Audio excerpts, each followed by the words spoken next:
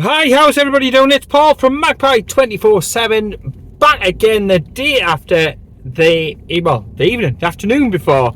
And of course, it finished Arsenal 1, Newcastle United 0. And I didn't think I'd be making this video yesterday after the first half, let's put it that way. Absolutely, nutty, battered them really. Had the chances, had the opportunities in the first half, and it comes back to the old adage: you've got to make hay while the fucking sun is shining. If you do not, football has a nasty habit of biting you right on the fucking ass, and that is what happened. The second half, we just didn't get going, didn't come out of the changing rooms, certainly for a good half an hour or so. We just did the opposite of everything that seemed to be working so well in the first half. As the game went on, you were sort of sitting there thinking, we can get a point. We can get a point, and that is a good point in the situation, trailing with how tight the league is and so on. You're thinking, yeah, they'll get a point, they'll see it through. But the top and bottom of it is, it just comes down to firepower. The squad, I've said this throughout the season, through last season, the squad, the first 11 is super talented. It can take on any fucker in this league and give them a game, take it to them and potentially get the points. Once you start picking up injuries like we have over the past couple of weeks, once you start losing to Isaacs, who's had a very, very good run but has looked leggy and not himself over the past couple of weeks, I'd say.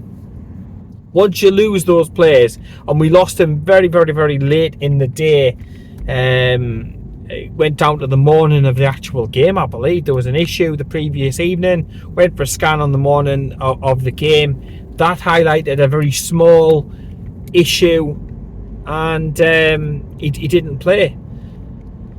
And you've got to think, that late in the day, bringing in Callum Wilson, who he hasn't looked like the same Callum Wilson, has he, this season. It does just come down to not having enough options and not being balanced out when you've got two keepers on the bench constantly, it seems. That's because you've got too many in one place and not enough in the other, and it's one thing that has to be sorted out this summer. We need options. We need more than just Isaac carrying the load of the goal scoring burden, as it were. Yes, we've got Wilson, and yes, he's had a decent run recently where he's been fit for a while, but he just doesn't look in Premier League condition, shall we say. I want to be as respectful as possible, because we've had some whoppers play for us, some whoppers all over the park, but yeah, a striker definitely. He does not fit into that category at all. He's been absolutely and utterly fucking class. He scored some right goals for us, some important goals for us, and you always felt over previous seasons when he was on, he was capable of unlocking a defence, of scoring a goal and doing the business. But this season, especially since he's come back, he looks so short of pace and mobility. And I've sort of tried to link it to when Les Ferdinand came on in the Shiva testimonial, which the anniversary was obviously recently. It was the same Ferdinand, but just so slow with the movements and everything. And it's just like, great players, great characters, great servants to Newcastle United, but it is time to move Callum Wilson on. And I think I'd probably blow a head gasket if he was to be given a new deal. I know we've got European football next season and it is all about the squad, but those squad members have to be of a sufficient quality to be able to affect the outcome of the game and to be able to contribute. And I just felt, I thought he was alright in the first half, not spectacular, not great, not anything really, but alright. But just looking at him now, I've no confidence in the fact that he's going to turn a game, that he's going to be able to score, that he's a capable replacement for Alexander Isak. I don't feel that anymore. And it is the time his contract is up. If it's renewed, it's the proper cheapest of cheapskate tactics to try and use on the club. I think we need one, if not two. I think Kowal will be off this summer from what the Australian manager's been saying and stuff. We need strikers to be able to come on and take the burden away from Isak week in, week out. We need other options in other areas. There's one or two players who are just possibly coming to the sell-by dates with regards to time at the club, and we need that refresh. And I'm pleased to see that from what Eddie Howe has been saying, seems to be the suggestion that we are going to get some money spent. We are going to be doing some player trading. We are going to be doing some transfers in, and it needs that. It just looks like a team at the moment that has a few injuries and hasn't signed a first team player for 3 windows or whatever it is. That showed yesterday, but look, top bottom of it is, if we'd have put away the chances that we should have in the first half, then it wouldn't have been a problem. We would have got something out of the game, and that something could be very, very important and crucial, easy for me to say, when it comes to the end of the season and the reckoning and the dishing out of certain European places. Because obviously we're in Europe, we know that already, Conference League because of the cup win, but it's all about the Champions League and unlocking the untold riches and unlocking those magical romantic nights against the likes of your Barcelonas, your Madrids, your Munichs, and so on and so forth. So it's all about getting back in there. But one thing to take, yes, it was disappointing. You've got all the Arsenal fans getting the fucking wank socks out and stuff like that,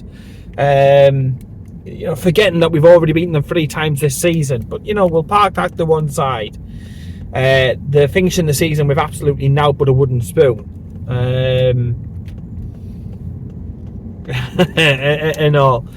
But destiny is still in our own hands, and that's the crucial thing, I think, to keep in mind. Yes, Manchester City have a game in hand. There's nothing to say that Manchester City are going to get anything out of Bournemouth. Bournemouth is a tricky game to be able to navigate. It's a difficult ground to be able to go to. I believe it's away. In fact, if it's at home, and I think it is actually at home now as I'm thinking about it, it's still going to be a difficult game. Let's face facts. Bournemouth are a good team with some good players. They've got players who are going off to Real Madrid this summer. So you can't take anything for granted. Manchester City certainly, I don't think, will take anything for granted at the moment. Certainly after the weekend and the cup final, they're going to be a little bit down, probably feeling a little bit sorry for themselves. They're not playing great stuff, so they may slip up. But it doesn't really matter whether they get a point, whether they get 3 points, whether they get no points. If they do get some points, they will go ahead of us in the league table. We will drop down to 4th. But we go into the final day of the season, and I think every Newcastle United fan would have took a cup, and knowing that if we beat Everton on the last game of the season, we get into the Champions League. And if we can't beat Everton on the last game of the season at home at St James's Park, and expect the place to be absolutely and utterly rocking and like a bear pit, then we don't deserve Champions League football at the end of the day. We're not ready for Champions League football at the end of the day. So we'll have to take it on the chin if that is the case. But as I've said before on the Facebook page, Everton, it's after the Lord's May Show. They've seen off Goodison Park. They can't really finish any higher in the league. They've got nothing to play for. They've got defensive issues, defensive worries. I think Branthwaite, he went off in the game against Southampton. They've got the young Irish centre-back probably playing alongside Keane. You've got Ashley Young involved still. Seamus Coleman, I don't know if he'll make this game or not. But, they're going to have a defensive reshuffle. This should all give us confidence, and it's up to us to play as an attacking team as possible. Certainly not to play 5 at the back. I think Miley comes into it. Centre-back drops out. Probably, Botman with wanting to protect him. And then hopefully Isak's back. He's playing up top. If not, I'd probably play Gordon up top, play Barnes and Murphy off on either side. And again, it's all about our attitude on what we do. If we, get to the game, attack it in the right sort of way, play with pace, purpose, involve the crowd, get the crowd fully on board, on side, get some shots away early doors, Score a couple of goals, get the win. It's taken care of. It doesn't matter whether you finish, first, second, third, fourth, or fifth. It'd be great if we ever finish first, like, don't get me wrong, but Champions League qualification is just the same no matter where we finish in the league. So for our perspective, I fully expect us to be fourth when it comes to the weekend. I expect Manchester City to pick up at least a point against Bournemouth. But I do expect us to get the victory. I think it will be a difficult job, there's no doubt about it. Moyes' team, he's got them playing well. They're a stubborn side, but I do expect us to get the business done. Who knows who he will start? Will he want to rotate things to have a look at some other players ahead of next season, which is going to be huge for them, obviously, in the David Dickinson Stadium or whatever it's called. Just a little bit of fun. I think it will be a better season for Everton, to be honest, in the new stadium, new surroundings. So it'll be interesting enough. So they've got the new ownership and stuff as well.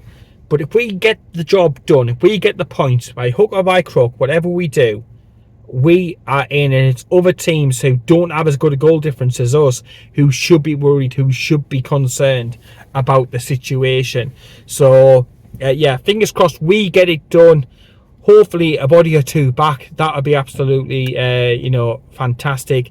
And again, it'd be nice if we were a couple of goals up second half, bring on new Wilsons and stuff to give them a bit of a send-off and show them a bit of love and a bit of respect for all that they've done for the club, because I think there will be a churn of players. Longstaff again being linked with Everton and Leeds. Willock being linked with Crystal Palace quite strongly. And Wilson possibly off to Leeds. He could go anywhere, obviously, because he potentially could be a free transfer. But a whole host of other players linked with moves away. So it'd be nice to see them, nice to show them the love and the appreciation after getting the 3 points in the bag, which secures Champions League football. Happy days. It would be the cherry on top of the cake. This season has been fantastic. It's one I'll never ever forget. This cake has been beautifully made. It's like a Mary fucking berry cake, isn't it? It's of that sort of standard, and it's now just about putting the nice cherry on the top, standing back and admiring the cake, and then reaping the benefits going forward. Cannot wait. Hopefully, like I say, it'll be a fantastic European adventure to look forward to, and an interesting summer with regards to transfers and player trading and stuff like that. So happy days. So yes, disappointed about yesterday, but not too down about it, because the bigger picture is still in charge of our destiny, still in charge of getting Champions League football. The goal difference is looking good. It will be an interesting and eventful day, no doubt, on the last day of the season. Can't wait to be back at St James's Park, feeling still a lot better. It's one of them. I'd probably walk through a brick wall, just to be able to get to the last game of the season. And then we've got tickets sorted already for the first pre-season, the Celtic kickabout, the Adidas Cup, a one-off game, Adidas Cups. I don't know about all that, but looking forward to that game as well. But I want to get the Champions League stuff sorted. We could have done it yesterday, we didn't. We get another opportunity to earn that right by beating Everton and by probably clinching 4th place in the league. Let me know what you think about yesterday. Let me know what you think about Champions League and all the different scenarios and possibilities and transfers and stuff as well. You can let me know about all of that down below. In the meantime, there's lots of potholes around here. But take care, keep it tuned, and I'll speak to you later.